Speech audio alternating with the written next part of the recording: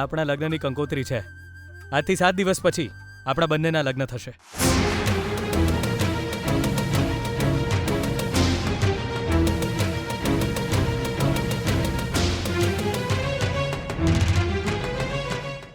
ગીતા, વિજય, હું આનાથી પણ જરૂરી વાત કહેવા માટે આવી છું. વિજય, મહેરબાની કરીને સાંભળ. ઠીક છે મેડમ, તમે બોલો, હું સાંભળીશ.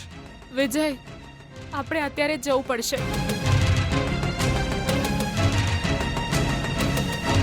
હે? જવું પડશે? પણ ક્યાં? એવા સવાલો ના પૂછીશ વિજય. મારા માટે તું કંઈ પણ કરવા તૈયાર છે ને? એ તારી ઈચ્છા હોય તો મારો જીવ માંગી લે. નરકમાં બોલાવીશ તો પણ આવીશ. પણ અત્યારે ક્યાં જવાનું છે? હું તને કહું છું તો ક્યાં જવાનું છે પૂછ્યા વિના ત્યારે ચૂપચાપ આવવું જોઈએ. અત્યારે આવા સવાલો કેમ કરે છે? જો, તારી મારી વચ્ચે જ્યારથી તારા પપ્પા આવ્યા ત્યારથી તું મારા કરતાં વધારે તારા પપ્પાની જ વાત માને છે. હું મારું ઘર છોડીને તારા માટે અહીં આવ્યો. તારી ઈચ્છા હોય તો અત્યારે જ ચાલ ગીતા, જઈએ તારા પપ્પા પાસે. તારા પપ્પાને જઈને આપણે બંને કહી દઈએ કે આપણે એકબીજાને કેટલો પ્રેમ કરીએ છીએ અને આપણો પ્રેમ કેટલો ઊંડો છે. અત્યારે જ સમજાવી દઈએ એમને. વિજય, આપણે કોઈને સમજાવવા જવાનું હોય તો આપણે એ વાતનું ધ્યાન રાખવું જોઈએ કે એ માણસ આપણો તિરસ્કાર ના કરી શકે. કોઈને કંઈ સમજાવવા જતા પહેલા આપણી પાસે કંઈક એવું હોવું જોઈએ જે શાશ્વત હોય. બંધન મજબૂત કરવું હોય તો સંબંધોની સૃષ્ટિ હોવી જોઈએ. આ જ વાત તારા પપ્પાને જઈને કહી આવીએ. ચાલ.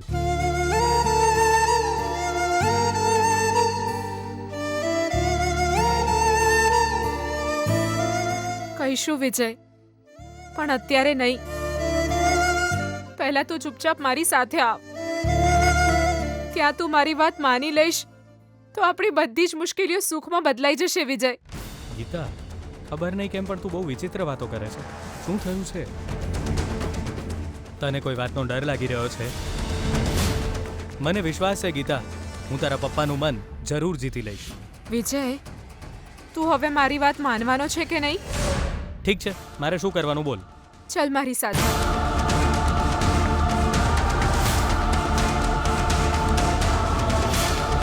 શું બોલી રહી છે તું? ક્યાં જવાનું છે? મારે લોંગ ડ્રાઈવ પર જવું છે. વિજય,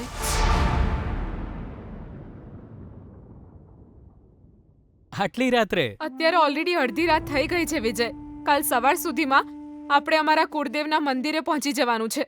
એવું કેમ? એ બધું હું તને મંદિરે પહોંચ્યા પછી જ કહીશ. ના ના, શું વાત છે પહેલા કે. ના, તું કહીશ તો શું થશે? મારા પપ્પાને ખબર પડી જશે.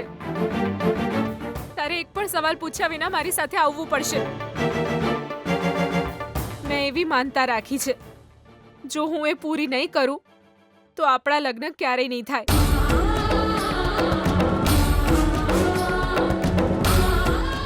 માનતા પૂરી કરવા માટે આપણે અહીંથી જવું પડશે. વિજય, ઓ, માનતા પૂરી કરવાની છે? એવું પહેલા કહેવું જોઈએ ને તારે મને, તો હું આટલા સવાલ ના પૂછત. ઠીક છે, જઈએ. હા, 5 મિનિટ ઉભી રહે. હું કપડાં બદલીને આવું. સમજી ગઈ ને તું?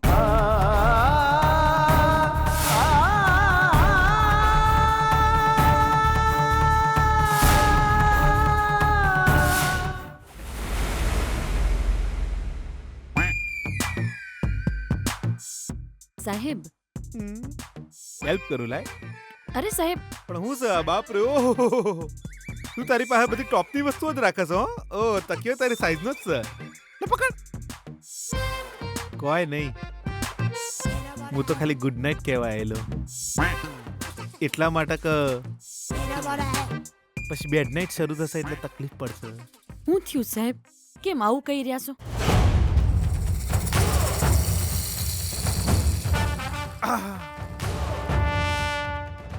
સાચું બોલ.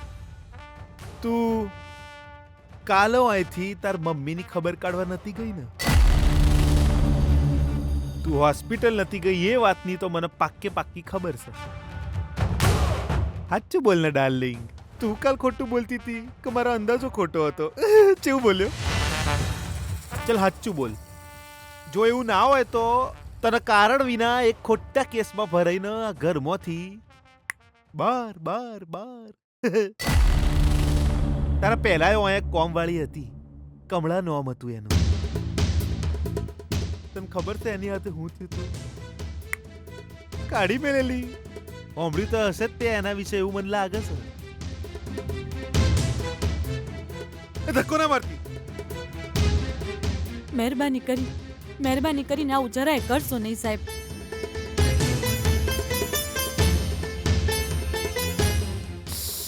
કેટલો ઠંડો છે હાથ, કુલ કુલ, જોણો ફ્રીજમાંથી કાઢ્યો હોય.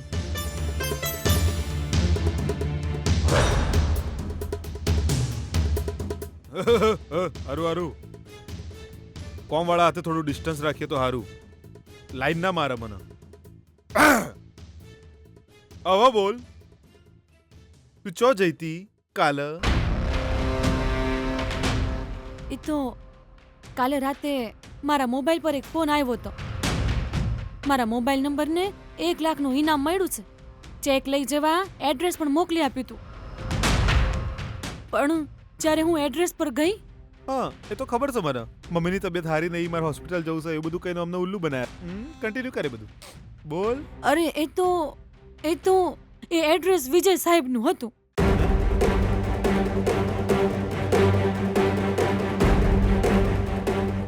આ હું કહી રહી છે તું?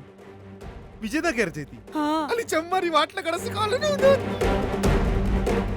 વિજયને મળેલી? બસ ના આવા મુઢા મકબરા એમ ચમ ઊભી છે? ના, એ તો એમનું ઘર છે એવું ખબર પડી ને તે હું ગભરાઈને પાછી આવી ગઈ. સાચું કે છે? સાચું કહું છું સાહેબ. બાપ રે, જો તું એને મળી હોત ને તો હું ફસાઈ જાત. મન ફસાવા માટે આરો જેવા પ્રયત્નો કરી રહ્યો છે. હે, બંદૂકની ગોળી જસ્ટ અડધો ઇંચ પાસેથી પસાર થઈ ગયું એવું જોખમ. બાપ રે, જોખમ? પણ કોનાથી? તું કોણ છે? કોણ વાળી છે ને? અને હું માલિક છું. બહુ પંચાયત છે તને. ચો છે તારો મોબાઈલ? ચો છે? આખો દાડો હાથમાં હોય છે તે? લઈ આય તો મોબાઈલ.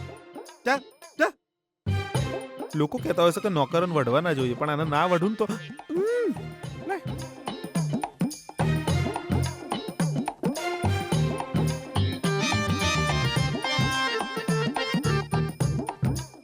સાહેબ, આ તમે શું કરી રહ્યા છો? ચોપ.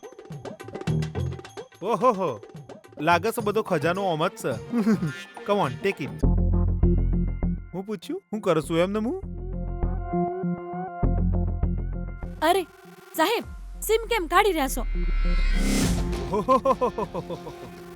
બે સિમ રાખ્યા છે. સવારે એક અને રાતે બીજું. હે, અને બપોરે ફ્રી હોય છે. 1 મિનિટ ઊભી રહે.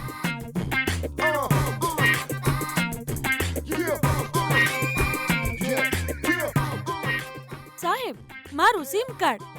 1 મિનિટ ઊભી રહે, ચટણી બનાવશું.